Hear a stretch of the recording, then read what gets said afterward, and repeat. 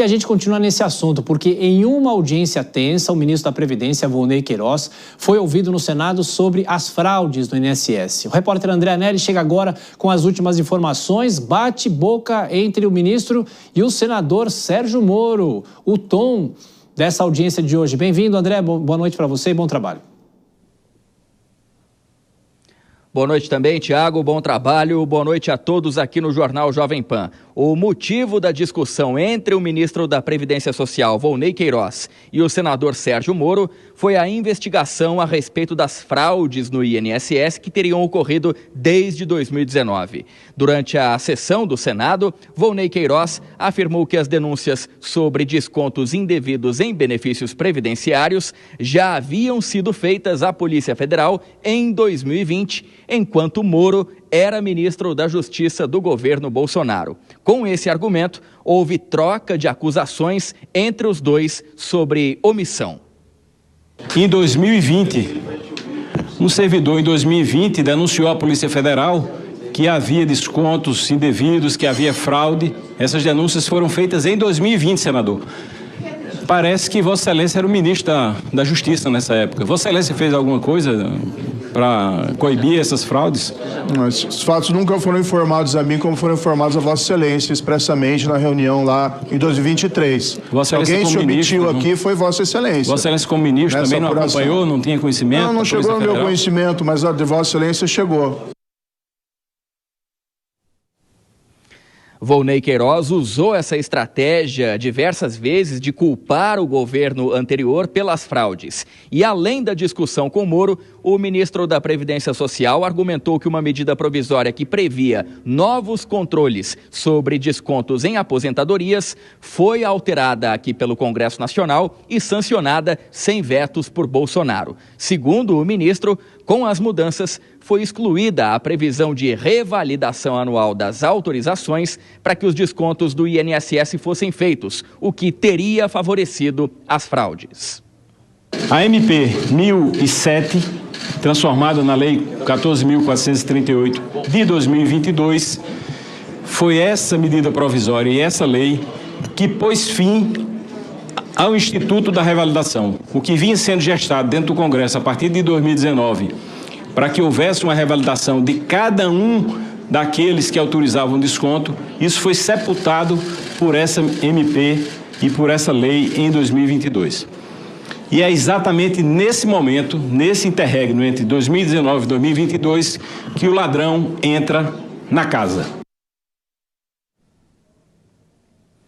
Apesar das justificativas, o ministro sofreu pressão pelo fato de ter participado de uma reunião em 2023 em que foi alertado sobre a existência de fraudes nas aposentadorias e pensões. Na época, Volney era secretário executivo do Ministério da Previdência, o número 2 da pasta.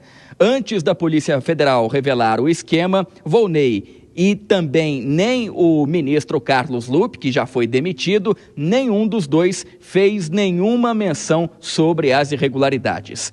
Volney justificou que os crimes foram descobertos e encerrados ainda na gestão do presidente Lula. Mas, diante do conhecimento prévio das fraudes, senadores da oposição, como o Eduardo Girão, pediram para Volney deixar o comando da pasta. E fiquei impactado com o que eu ouvi dos pernambucanos. Estão estarrecidos com esse escândalo. E como o ministro Lupe já caiu fora desse barco que está afundando, que não se sustenta, pela sua história, que eu andei pesquisando, acho que o senhor devia cair fora também enquanto é tempo.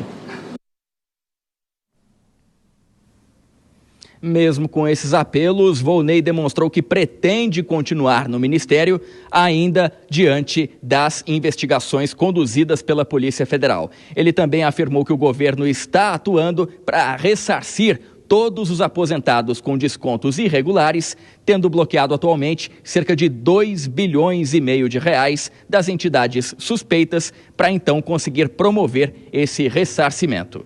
Tiago. Ô André, o líder do PT no Senado, Rogério Carvalho, afirmou que poderia assinar o pedido para abertura da CPMI, a CPI conjunta, contrariando a orientação do próprio Planalto. Agora, pelo jeito, o governo PT não andam combinando os discursos em relação a esse assunto, não é? São discursos diferentes do outro lado aqui da rua da Praça dos Três Poderes, no Palácio do Planalto, e aqui no Congresso Nacional, viu, Tiago?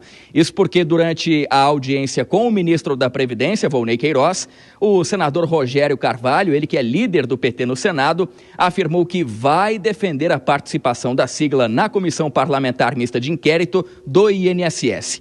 Ele acrescentou que se a punição aos culpados for o foco principal do colegiado, o PT vai assinar o requerimento para instalar a comissão.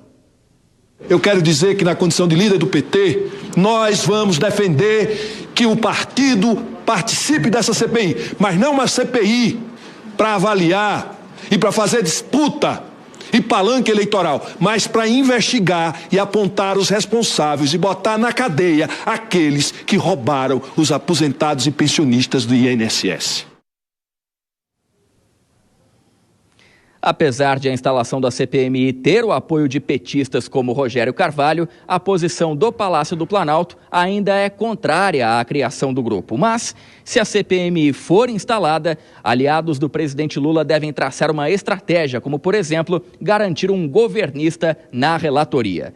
Nesse caso, o nome mais cotado seria o da deputada Tabata Amaral. O pedido de abertura da CPMI do INSS foi apresentado pela senadora Damares Alves e pela deputada Coronel Fernanda na última segunda-feira, já com 259 assinaturas.